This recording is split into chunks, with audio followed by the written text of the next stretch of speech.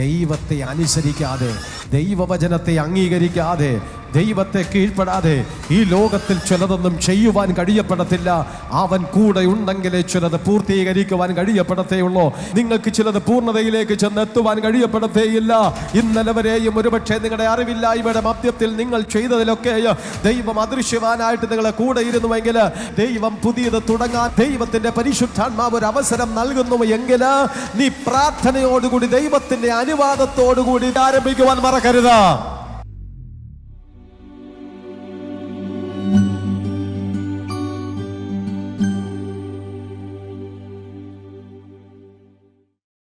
വിശുദ്ധ മർക്കോസ് സുവിശേഷം 10-ാം അധ്യായം 46 മുതലുള്ള വാക്യങ്ങൾ ശ്രദ്ധിച്ചാലും അവിടെ ഇങ്ങനെ എഴുതിയിരിക്കുന്നു: അവർ യെരിഹോവിലെത്തി. പിന്നെ അവൻ ശിഷ്യന്മാരോടും വലിയ പുരുഷാരത്തോടും കൂടെ യെരിഹോവിൽ നിന്ന് പുറപ്പെടുമ്പോൾ തിമായിയുടെ മകനായി ബർത്തിമായി എന്ന കുരുടനായ ഒരു ഭിക്ഷക്കാരൻ വഴിയരികെ ഇരുന്നിരുന്നു. നസ്രയനായ യേശു എന്ന് കേട്ടിട്ട് അവൻ, ദാവീദ് പുത്ര യേശുവേ, എന്നോട് കരുണ തോന്നണമേ എന്ന് നിലവിളിച്ചു തുടങ്ങി. മിണ്ടാതിരിപ്പാൻ പലരും അവനെ ശാസിച്ചിട്ടും, ദാവീദ് പുത്ര എന്നോട് കരുണ തോന്നണമേ എന്ന് അവൻ ഏറ്റവും അധികം നിലവിളിച്ചു പറഞ്ഞു. അപ്പോൾ യേശു നിന്നു. അവനെ വിളിപ്പിൻ എന്ന് പറഞ്ഞു.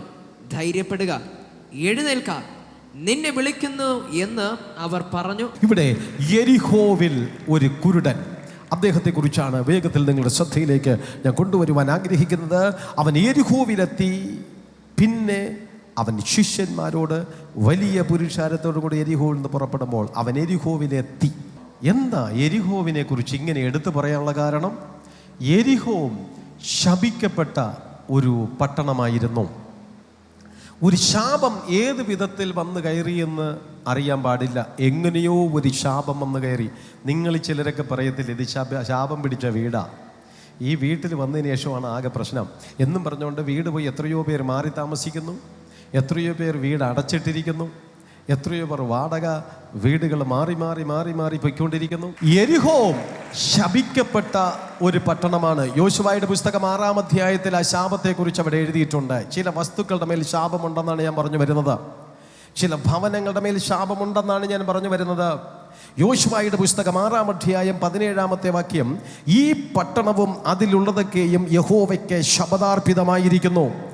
എങ്കിലും രാഹാബ് എന്ന വേശ്യ നാം ദൂതന്മാരെ ഒളിപ്പിച്ചതിനാൽ അവളും അവളോടുകൂടെ വീട്ടിലുള്ള എല്ലാവരും ജീവനോടെ ഇരിക്കട്ടെ. എന്നാൽ നിങ്ങൾ ശപഥം ചെയ്തിരിക്കെ ശപഥാർപ്പിതത്തിൽ വല്ലതും എടുത്തിട്ട് ഇസ്രായേൽ പാളയത്തിന് ശാപവും അനർത്ഥവും വരുത്താതിരിക്കേണ്ടതിന് ശപഥാർപ്പിതമായ വസ്തു ഒന്നും തൊടാതിരിപ്പാൻ സൂക്ഷിപ്പിൻ. യോശുവയുടെ കാലത്ത് യെരിഹോവിൻ്റെ മേലൊരു ശാപം കടന്നു വന്നു. ഇവരെ പ്രാർത്ഥനകളും ആരാധനകളൊന്നും അംഗീകരിക്കാത്തത് കൊണ്ട് ഒരു ദൈവദാസനിലൂടെ ഒരു ശാപം കടന്നു വരികയാണ്.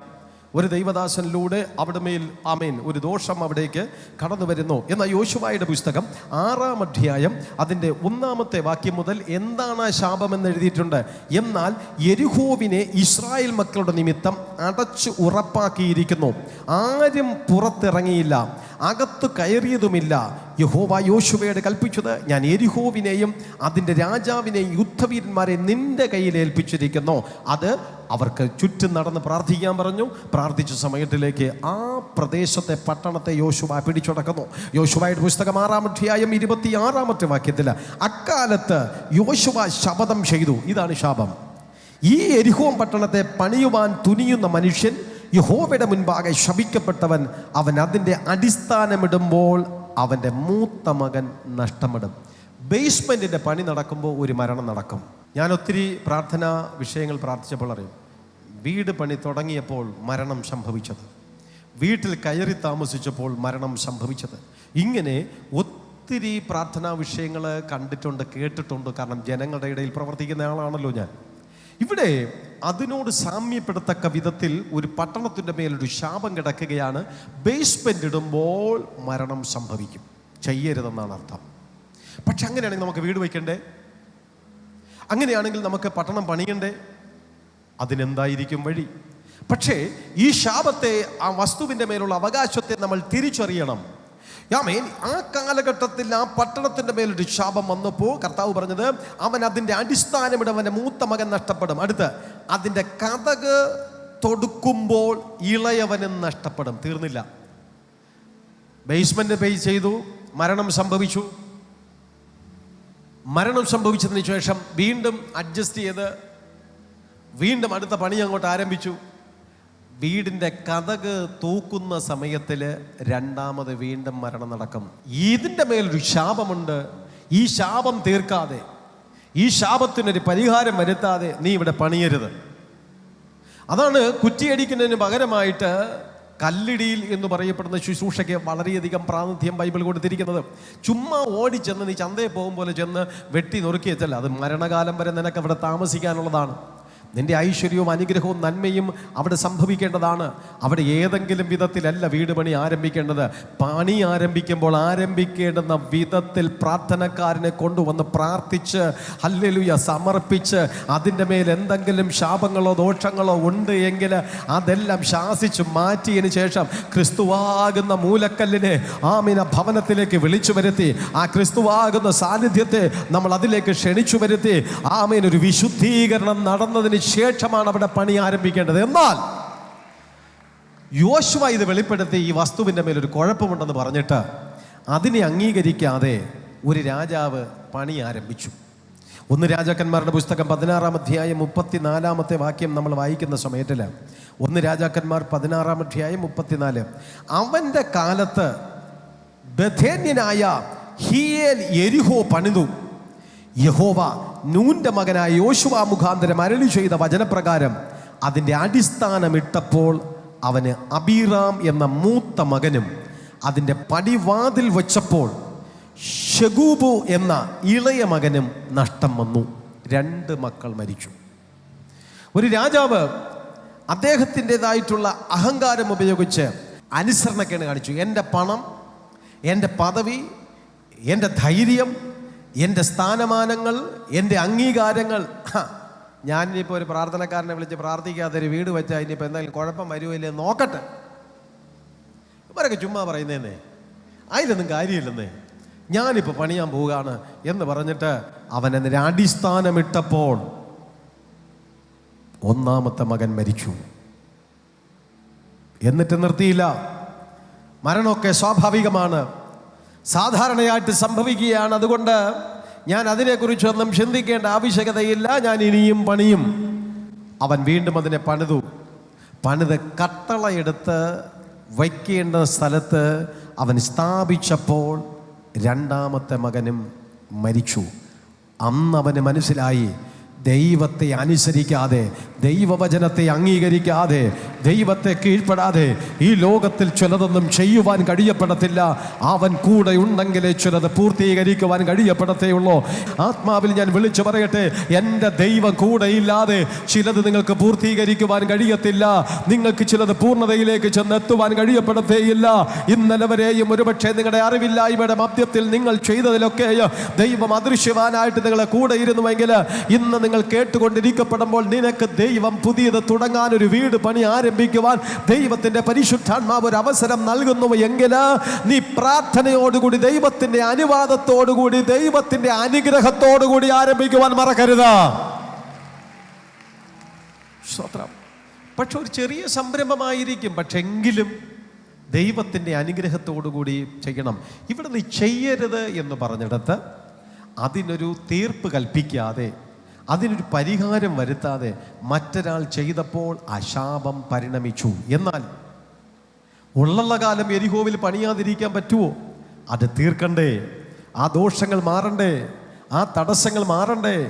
സ്വർഗത്തിലെ കർത്താവ് യേശു കർത്താവാകുന്ന മൂലക്കല്ല് പുതിയ നിയമത്തിലേക്ക് ഈ യെരിഹോവിലേക്ക് വരാൻ വേണ്ടിയിട്ട് അതേ തീരുമാനിച്ചു.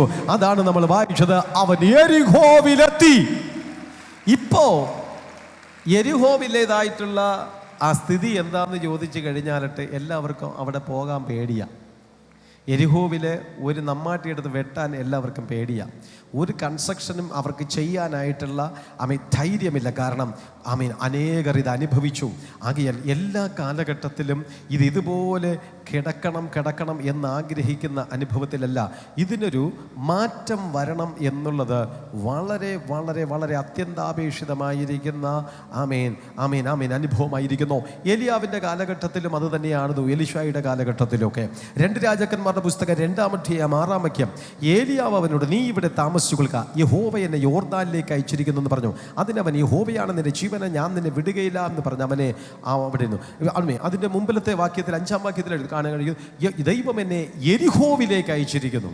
അതിനകത്തൊരു വാക്യമുണ്ട്, ദൈവം എന്നെ യെരിഹോവിലേക്ക് അയച്ചിരിക്കുന്നു എന്ന് പറഞ്ഞു. എന്താണ് യെരിഹോവിലേക്ക്? ഒരു വാക്യം കൂടെ വായിക്കുമ്പോൾ മനസ്സിലാക്കുക. 2 രാജാക്കന്മാർ 2-ാം അധ്യായം 15 മുതൽ. യെരിഹോവിൽ അവനെതിരെ നിന്നിരുന്ന പ്രവാചക ശിഷ്യന്മാർ അവനെ കണ്ടിട്ട്, ഏലിയാവിൻ്റെ ആത്മാവ് എലീശയുടെ മേൽ അധിവസിക്കുന്നു എന്ന് പറഞ്ഞ് അവനെ എതിരേറ്റ് ചെന്നോ. അവൻ്റെ മുമ്പിൽ സാഷ്ടാംഗം വീണോ. അവനോട്, ഇതാ അടിയങ്ങളോടുകൂടി 50 ബലശാലികളുണ്ട്. അവൻ ചെന്ന് നിന്റെ യജമാനനെ അന്വേഷിക്കട്ടെ. പക്ഷേ യഹോവയുടെ ആത്മാവ് അവനെ എടുത്ത് വല്ല മലയിലോ താഴ്വരയിലോ എങ്ങാനും ഇട്ടിട്ടുണ്ടായിരിക്കുമെന്ന് പറഞ്ഞു. അതിനവൻ, നിങ്ങൾ അയക്കരുത് എന്ന് പറഞ്ഞു. അതായത് അടുത്ത യെരിഹോവിലാണ് എലീശാ പ്രവാചകൻ അഭിഷേക കൈമാറ്റം പ്രാപിച്ചെടുക്കുന്നത്. യോർദാനിൽ നിന്ന് പ്രാപിച്ചെടുത്തിട്ട് അടുത്ത യെരിഹോവിലേക്ക് വരുമ്പോൾ അവിടെ കാണുവാൻ കഴിഞ്ഞ കാഴ്ച എന്ന് പറഞ്ഞാൽ, അവിടുത്തെ വെള്ളം മുഴുവനും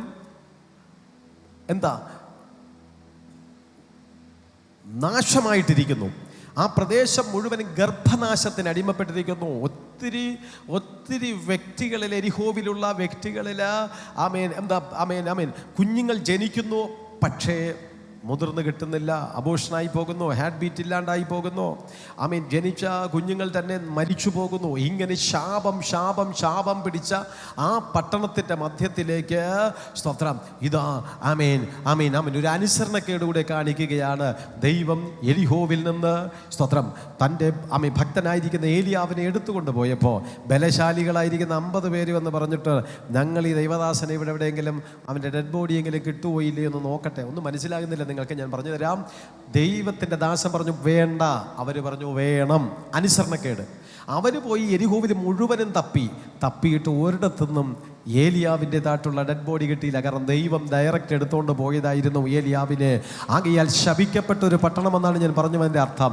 ശാപം പിടിച്ചിരിക്കുന്ന പട്ടണമായിരിക്കുന്നു, വെള്ളം പഥ്യമല്ലാത്ത പട്ടണമായിരിക്കുന്നു, ദേശം ശാപത്തിന് അടിമപ്പെട്ട് കിടക്കുന്ന പട്ടണമായിരിക്കുന്നു. അങ്ങനെ ഇരിക്കുന്ന യെരിഹോവിലേക്കാണ് ഇതാ നസ്രത്തുകാരനായിരിക്കുന്ന യേശു കർത്താവ് കടന്നു വരപ്പെടുന്നത്. ഇന്ന് പകൽ സമയം എത്ര ശാപം പിടിച്ച പട്ടണമെന്ന് പറഞ്ഞാലും യേശു കർത്താവ് താൻ കടന്നു വന്ന് കാൽ ചവിട്ടിയാൽ അതൊരു അനുഗ്രഹമായി തീരും.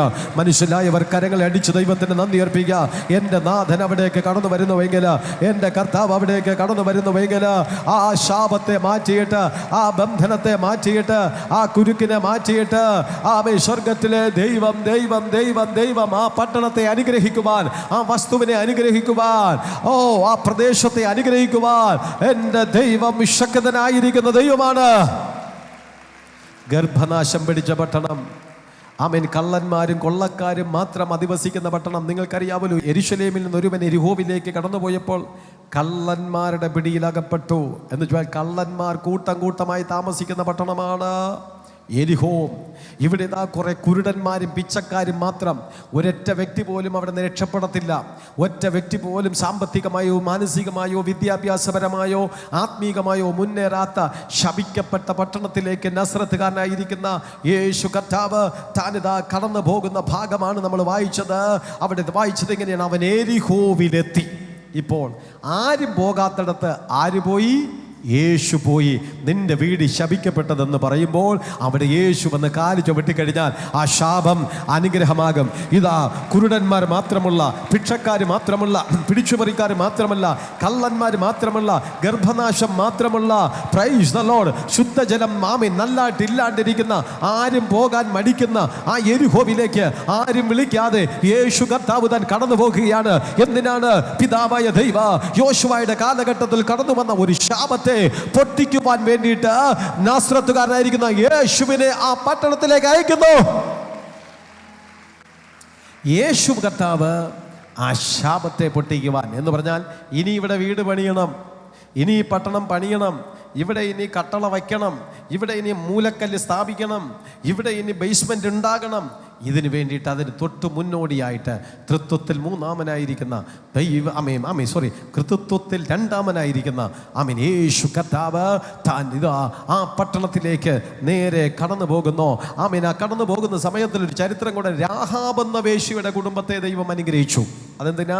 ഈ എരിഹോ പട്ടണം പിടിച്ചെടുക്കുന്ന സമയത്തിൽ ഒരു കുടുംബം ദൈവദാസന്മാരുടെ ഒപ്പം നിന്നു. അവളുടെ പേര് ഞാൻ ആദ്യം വായിച്ചതാണ്, രാഹാബ് എന്ന വേശ്യ. യോശുവയുടെ പുസ്തകത്തിനകത്ത് അങ്ങനെ എഴുതിയിരിക്കുന്നത് കൊണ്ട് ആ സ്ത്രീയെ രക്ഷിക്കുവാൻ ദൈവം തീരുമാനിച്ചോ. എന്തിനാ? ദൈവിക പദ്ധതിയിൽ അവൾ ഒപ്പം നിന്നിരുന്നു. മറ്റാരും അവളുടെ കൂടെ നിൽക്കപ്പെടാണ്ടിരുന്ന സമയത്തിലേക്ക് സ്തോത്രം, ദൈവിക പദ്ധതിയിൽ സ്തോത്രം പൂർണ്ണമായിട്ട് നിന്ന ഒരു സ്ത്രീ ആയിരുന്നു രാഹാബ് എന്ന വേശ്യാ സ്ത്രീ. ആ സ്ത്രീയെ മാത്രം രക്ഷിക്കുവാൻ വേണ്ടിയിട്ട് ദൈവത്തിൻ്റെ പരിശുദ്ധാത്മാവ് ഓർപ്പിച്ചു. ഇന്ന് പകൽ സമയത്ത് ഞാൻ നിങ്ങളെ ഓർപ്പിച്ചു കൊള്ളപ്പെടട്ടെ, നമ്മൾ ഏതെങ്കിലും തരത്തിലൊരു ദൈവിക പദ്ധതിയിൽ ഒപ്പം നിൽക്കുന്നുവെങ്കിൽ നമുക്ക് പ്രൊട്ടക്ഷനുണ്ട്. യോശുവയുടെ പുസ്തകം 6-ാം അധ്യായം 22 മുതൽ വായിക്കുമ്പോൾ, എന്നാൽ രാജ്യത്തെ ഒറ്റുനോക്കിയ 2 പുരുഷന്മാരോട് യോശുവ വേശ്യയുടെ വീട്ടിൽ ചെന്ന് അവിടെ നിന്ന് ആ സ്ത്രീയെയും അവൾക്കുള്ള സകലത്തെയും നിങ്ങൾ അവളോട് സത്യം ചെയ്തതുപോലെ പുറത്തു കൊണ്ടുവരുവിൻ എന്ന് പറഞ്ഞു. എന്ന് പറഞ്ഞാൽ ഇവർ ഈ പട്ടണത്തെ പിടിച്ചടക്കുവാൻ, സുവിശേഷ വേലയ്ക്ക് വേണ്ടിയിട്ട് ദൈവനാമം സ്ഥാപിക്കുവാൻ വേണ്ടി കടന്നുപോയ സമയത്ത് ഈ സ്ത്രീയും കുടുംബവും ഇവർക്ക് സപ്പോർട്ട് കൊടുത്തു. ആ ശാപം അവിടെ വന്നപ്പോൾ, ആ പട്ടണത്തെ നശിപ്പിക്കുവാൻ തുടങ്ങിയപ്പോൾ പറഞ്ഞു, ആ കുടുംബത്തെ രക്ഷിക്കണം, ആ കുടുംബത്തെ രക്ഷിക്കണം, ആ കുടുംബത്തെ രക്ഷിക്കണം. ഇന്ന് പകൽ സമയത്തിൽ ദൈവനാമത്തിൽ ഒരു തുള്ളി തണ്ണീർ നീ കുടിക്കാൻ കൊടുത്തുവെങ്കിൽ, ഒരു ഗ്ലാസ് തണ്ണീർ നീ കുടിക്കാൻ കൊടുത്തുവെങ്കിൽ ദൈവം മറക്കത്തില്ല എന്നാണ് ഇവിടെ പറഞ്ഞിരിക്കുന്നത്. ദൈവത്തിൻ്റെ രാജ്യത്തിൻ്റെ വിസ്തൃതിക്ക് വേണ്ടിയിട്ട് ദൈവദാസന്മാർക്ക് ഒരല്പം വിശ്രമിക്കാൻ ഒരു അവസരം കൊടുത്ത, ദൈവത്തിൻ്റെ ദാസന്മാർക്ക് ഭക്ഷിപ്പാൻ കൊടുത്ത, ദൈവത്തിൻ്റെ ദാസന്മാർക്കൊന്ന് ഫ്രഷ് ആകാൻ അവസരം കൊടുത്ത, ദൈവത്തിൻ്റെ ദാസന്മാർക്ക് ശത്രുവിൽ നിന്ന് രക്ഷപ്പെടാൻ വേണ്ടിയിട്ട് അഭയം കൊടുത്ത ആ ഭവനത്തെക്കുറിച്ച് ദൈവം പറഞ്ഞു, അവളെ അവൾക്കുള്ളതിനെയും അവളുടെ തലമുറകളെ നീ രക്ഷിക്കണം. അവളുടെ സ്വഭാവം അനുസരിച്ച് അവൾക്ക് ഒരു അനുഗ്രഹവും കിട്ടാൻ സാധ്യതയില്ല. മ്ലേച്ഛമായി ജീവിക്കുന്ന സ്ത്രീയാണ്. അവളുടെ തൊഴിലെന്താണെന്നും ആ വാക്കിൽ നമുക്ക് മനസ്സിലാക്കാൻ കഴിയും. മ്ലേച്ഛമായി താമസിക്കുന്ന ആ സ്ത്രീ. പക്ഷേ അവളുടേതായിട്ടുള്ള കൊള്ളരുതായ്മയുടെ മധ്യത്തിലാണെങ്കിലും ദൈവത്തിൻ്റെ സഭയ്ക്ക് വേണ്ടിയിട്ട്, ദൈവരാജ്യ വിസ്തൃതിക്ക് വേണ്ടിയിട്ട് അവരൊന്ന് ചുമല് കൊടുത്തു. ഇത് ചെറിയ വേലയല്ല. ദൈവവേല എന്ന് പറയുമ്പോൾ ചെറിയ കാര്യമല്ല. ദൈവരാജ്യ വിസ്തൃതിക്ക് വേണ്ടിയിട്ട് പാർട്ടിസിപ്പേറ്റ് ചെയ്യുന്ന ചെറിയ കാര്യമല്ല. നീ ഒരല്പം തോള് കൊടുത്തിട്ടുണ്ടെങ്കിൽ, നീ ഒരല്പം ഒന്ന് സപ്പോർട്ട് ചെയ്തിട്ടുണ്ടെങ്കിൽ, നീ ഒരല്പം ഒന്ന് സഹായിച്ചിട്ടുണ്ടെങ്കിൽ, നീ ഒരല്പം ഒന്ന് ആളായിട്ട് നിന്നിട്ടുണ്ടെങ്കിൽ, നീ അല്പം ഒന്ന് അതിനു വേണ്ടിയിട്ട് നീ എന്തെങ്കിലും ഒരു കാര്യം ചെയ്തിട്ടുണ്ടെങ്കിൽ ദൈവം ഒരിക്കലും മറക്കത്തില്ല, ഒരിക്കലും നിന്നെ മറക്കത്തില്ല. വയറിറക്കി കെട്ടിവെച്ചുകൊണ്ട് ദൈവത്തിന്റെ വേൽ പ്രദേശത്ത് അധ്വാനിച്ച അനേകം ഭക്തന്മാരുടേതായിട്ടുള്ള തലമുറകളെ സകലത്തെയും ദൈവം ഈ കാലഘട്ടത്തിൽ അനുഗ്രഹിച്ചിട്ടുണ്ട്. എന്നാൽ ഇത് കൃപായുഗമാകൊണ്ട് അടുത്ത തലമുറകളിലേക്കല്ല. വയറിറക്കി കെട്ടിവെച്ച് ദൈവവേല ചെയ്തവർ ആ തലമുറയിൽ തന്നെ ദൈവം പറയും, തൻ്റെ ഭക്തന്മാരുടെ ശ്രേയസ്സിൽ ഞാൻ സന്തോഷിക്കുകയാണ്. അബ്രഹാമിനെയും ഇസഹാക്കിനെയും യാക്കോബിനെയും ബഹുസമ്പന്നന്മാരാക്കിയതുപോലെ തന്നെ ദൈവ അടുത്ത ജനറേഷനിലേക്കല്ല, ആ ജനറേഷനിൽ തന്നെ അവരെ വർദ്ധിപ്പിച്ച്, അവരെ അനുഗ്രഹിച്ച്, അവർക്ക് ആവശ്യമുള്ള സകലം കൊടുത്തുവെങ്കിൽ നിന്റെ കയ്യടിക്ക് പ്രതിഫലമുണ്ട്, നിന്റെ പ്രാർത്ഥനകൾക്ക് പ്രതിഫലമുണ്ട്, നിങ്ങളുടെ ആരാധനകൾക്ക് പ്രതിഫലമുണ്ട്. നിങ്ങൾ ദൈവത്തിന്റെ സന്നിധാനത്തിൽ ചെയ്യുന്ന, ചെലവിടുന്ന ഓരോന്നിനും ദൈവം നിങ്ങൾക്ക്, നിങ്ങളുടെ തലമുറകൾക്ക് ഫലം നൽകും. ആമേൻ. ശമ്പളമില്ലാത്ത ഒരു ജോലിയല്ല ദൈവവേല എന്ന് പറയുന്നത്. ഇവിടുന്ന് മനുഷ്യൻ നിനക്ക് ശമ്പളം തന്നില്ല എങ്കിൽ കണക്ക് തെറ്റാതെ കണക്കെഴുതി വച്ചിരിക്കുന്ന ഒരു കർത്താവുണ്ട്. ഹല്ലേലൂയ. ഒരു ദിവസം നീ ദൈവനാമത്തിന് വേണ്ടി മാറ്റിവെച്ചോ, ഒരു ദിവസം നീ ദൈവരാജ്യ വിസ്തൃതിക്ക് വേണ്ടി അധ്വാനിച്ചുവോ, ആമേൻ. ഇവിടെയുള്ളവരൊക്കെ മറന്നുപോയി കാണ്. നീ കഷ്ടപ്പെട്ടത്, നീ അധ്വാനിച്ചത്, നീ ദൈവത്തിന് വേണ്ടിയിട്ട് നിന്നത് എല്ലാം മറന്നായിരിക്കും. പക്ഷേ സ്വർഗത്തിലെ ദൈവം മറന്നിട്ടില്ല. അതിനുള്ള പ്രതിഫലം പരിശുദ്ധാത്മാവ് നിങ്ങൾക്കായിട്ട് നൽകൂ. ദൈവം അതിനുള്ള പ്രതിഫലം നിങ്ങൾക്കും നിങ്ങളുടെ തലമുറകൾക്കും നൽകി അനുഗ്രഹിക്കും. ആ വേശ്യയായ കുടുംബത്തെ മാത്രം പോയിട്ട് ബാക്കിയെല്ലാം ശാപത്തിലേക്ക് പോയപ്പോൾ ഈ ശാപത്തെ പൊട്ടിക്കുവാൻ യേശു കർത്താവ് അവിടേക്ക് പോയി. മർക്കോസ് വിശേഷം 10-ാം അധ്യായം 46 മുതൽ വായിക്കുമ്പോൾ, പിന്നെ അവൻ ശിഷ്യന്മാരോട് വലിയ പുരുഷാരത്തോട് എരിഹോവിൽ നിന്ന് പുറപ്പെടുമ്പോൾ തിമായിയുടെ മകനായി ബർത്തിമായി എന്ന കുരുടനായ ഒരു ഭിക്ഷക്കാരൻ വഴിയരികെ നിന്നിരുന്നു. നസ്രനായ യേശു എന്ന് കേട്ടിട്ട് അവൻ, ദാവീദ് പുത്ര യേശുവേ, എന്നോട് കരുണ തോന്നണമേ എന്ന് നിലവിളിച്ചു തുടങ്ങി. മിണ്ടാതിരിപ്പാൻ പലരും അവനെ ശാസിച്ചിട്ടും, ദാവീദ് പുത്ര എന്നോട് കരുണ തോന്നണമേ എന്ന് അവൻ ഏറ്റവും അധികം നിലവിളിച്ചു. അപ്പോൾ യോശുവ നിന്നോ, അവനെ വിളിപ്പിനെന്ന് പറഞ്ഞു. ധൈര്യപ്പെടുക, എഴുന്നേൽക്ക, നിന്നെ വിളിക്കുന്നു എന്ന് അവൻ പറഞ്ഞു. കുരുടനെ വിളിച്ചു. കൂടെ വന്നവരെല്ലാവരും അവനെ എതിർത്തു. പോകരുത്, ചെയ്യരുത്, വിളിക്കരുത്. കാരണം അതിനൊരു ചരിത്രമുണ്ട്. കാരണം ഈ പിച്ചക്കാരന്മാരുടെ ഏരിയയാണ് എരിഹോ. അവിടെ എല്ലാം ആ കേസുകളാണ്. കാരണം ശാപിക്കപ്പെട്ട പട്ടണം, ഒറ്റയെണ്ണം രക്ഷപ്പെടൂല. എല്ലാം പിടിച്ചുപറിക്കാരന്മാരും കള്ളന്മാരും കൊള്ളക്കാരും പിച്ചക്കാരും കുരുടന്മാരും ഒക്കെയാണ്. യേശു കർത്താവ് ഇതാ പോകുന്ന പോക്ക് എന്തിനാണെന്നുള്ളത് സ്തോത്രം ശിഷ്യന്മാർക്ക് പിടികിട്ടിയില്ല. അമ്മ വിചാരിച്ചു ചുമ്മാ ഇങ്ങനെ ലെഫ്റ്റ് റൈറ്റ് എന്ന് പറഞ്ഞുകൊണ്ട് അത് കർത്താവ് എക്സസൈസ് നടക്കാൻ പോണ പോക്കെന്നാണ് വിചാരിച്ചത്. അങ്ങനെയല്ല. താൻ ഓരോ ഭാഗത്ത് കാല് ചവിട്ടുമ്പോഴും ആ പട്ടണത്തിൻ്റെ ശാപം പൊട്ടുകയാണെന്നുള്ളത് ശിഷ്യന്മാരൊന്നും അറിഞ്ഞില്ല. ആ കൂട്ടത്തിൽ ഏറ്റവും മുൻപന്തിയിൽ കുറേ പേര് നടക്കുകയാണ്. അവരാണ് ഈ കുരുടനെ മുമ്പിൽ വരാൻ അനുവദിക്കാത്തത്. അവരെക്കുറിച്ച് യൂദായുടെ ലേഖനത്തിനകത്ത് വ്യക്തമായിട്ട്, ആരാണ് ഈ രോഗിക്ക് സൗഖ്യം നിഷേധിച്ച പുള്ളികൾ, ഈ രോഗശാന്തിക്ക് തടസ്സമായിട്ട് നിന്ന പുള്ളികൾ ആരാന്ന് യൂദായുടെ ലേഖനത്തിനകത്തുണ്ട്. ആ ലേഖനത്തിലേക്ക് നമ്മൾ പോകുമ്പോൾ യൂദായുടെ ലേഖനം 8-ാം വാക്യം മുതൽ നമ്മൾ വായിക്കുന്ന സമയത്തിൽ, അങ്ങനെ തന്നെ ഇവരും സ്വപ്നാവസ്ഥയിലായി ജഡത്തെ മലിനമാക്കുകയും കർത്തൃത്വത്തെ ത്യജിക്കുകയും മഹിമകളെ ദുഷിക്കുകയും ചെയ്യുന്നു. കുറേ ദുഷിക്കുന്ന പുള്ളികൾ യേശുവിൻ്റെ കൂടെ ഉണ്ടായിരുന്നു. അവർ യേശുവിൻ്റെ കൂടെ എന്നേ പറയാൻ പറ്റില്ല, കർത്താവിൻ്റെ മുമ്പേ നടക്കുകയാണ്. ഞങ്ങൾ യേശുവിനേക്കാളും മുമ്പേ എത്തുന്ന പുള്ളികളാണ്, ഞങ്ങൾ യേശുവിനേക്കാളും വലിയ ആൾക്കാരാണ് എന്ന് പറഞ്ഞ് അവർ ഏറ്റവും മുൻപേ പോകുന്നു. അവരാണ് ദാവീദ് പുത്ര എന്നോട് കരുണ കാണിക്കണമെന്ന് പറഞ്ഞപ്പോൾ അവനെ ശാസിച്ചമർത്താൻ വേണ്ടിയിട്ട് ശ്രമിച്ച വിഭാഗങ്ങൾ. അവരെക്കുറിച്ച് എഴുതിയിരിക്കുന്നത്, അവർ ദൈവത്തിൻ്റെ മഹിമകളെ, അതെ കർത്തൃത്വത്തെ, അഥവാ ഒരുവൻ്റെ മേലുള്ള അധികാരം, കർത്തൃത്വം എന്ന് പറഞ്ഞാൽ തലയിൽ കൈവച്ച് അത് ചെയ്യുക എന്നുള്ളതിനെക്കുറിച്ചാണ്. അതിനെക്കുറിച്ച് നമുക്കവിടെ കാണുവാൻ കഴിയപ്പെടുന്നത് മഹിമകളെ ദുഷിക്കുകയും ചെയ്യുന്ന വിഭാഗം. എന്നാൽ പ്രധാന ദൂതനായ മീഖാൽ മോശയുടെ ശരീരത്തെക്കുറിച്ച് പിശാചിനോട് തർക്കിച്ചു വാദിക്കുമ്പോൾ, ഒരു ദുർവിധി ഉച്ചരിപ്പാൻ തുനിയാതെ കർത്താവ് നിന്നെ ഭത്സിക്കട്ടെ എന്ന് പറഞ്ഞു. ഇവിടെ മീഖായിൽ മോശയുടെ ശരീരത്തെക്കുറിച്ച് പിശാചിനോട്, അപ്പം മോശ എന്ന ദൈവദാസനെ കുറിച്ച് പിശാച് സംസാരിക്കാൻ തുടങ്ങിയപ്പോൾ നാക്കെടുക്കുന്നതിന് മുമ്പ് ദൈവത്തിൻ്റെ ദൂതൻ മീഖായിൽ വന്ന് ശാസിച്ചു. ദൈവദാസന്മാർക്ക് കൊടുക്കുന്ന പ്രൊട്ടക്ഷനാണ് ദൈവം. ശാസിച്ചു. ഒരിക്കൽ മോശയ്ക്ക് വിപരീതമായിട്ട് സംസാരിച്ച സമയത്തിൽ അവിടെയും ദൈവം മിരിയാമിനെ കുഷ്ഠരോഗിയാക്കി തൻ്റെ ഭക്തന്മാരെ സൂക്ഷിക്കുന്ന വിധങ്ങൾ. എന്നാൽ അടുത്തെഴുതിയിരിക്കുന്നത് ഇങ്ങനെയാണ്, ഇവരോ, അപ്പോൾ അങ്ങനെ അവിടെ സംസാരിക്കാൻ സമ്മതിച്ചില്ല എന്ന് ദൈവം പറഞ്ഞിട്ട് 10-ാം വാക്യം എഴുതിയിരിക്കുന്നു, ഇവരോ, ആര്?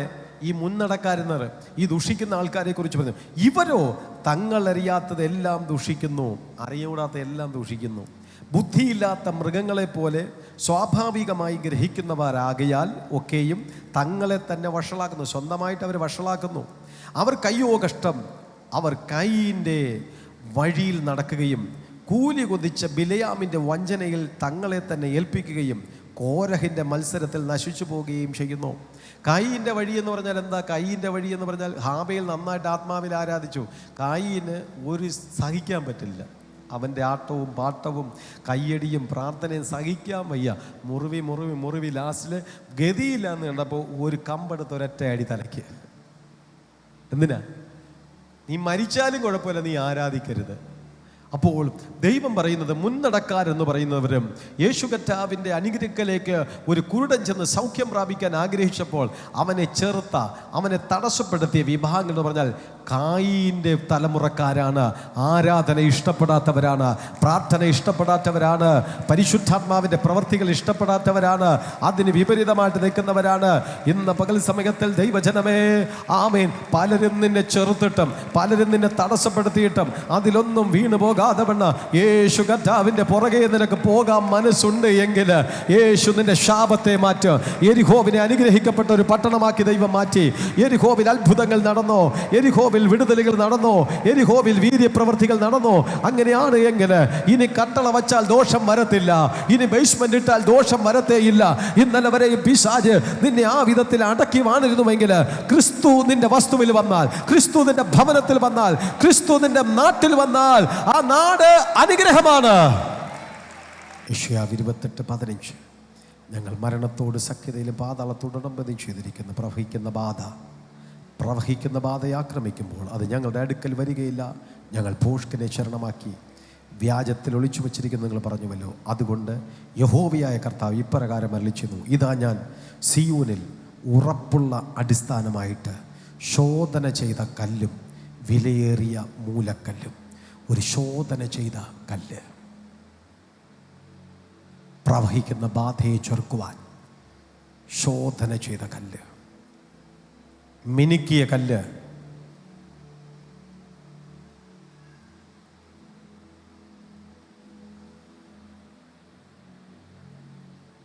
ശോധന ചെയ്ത കല്ല്.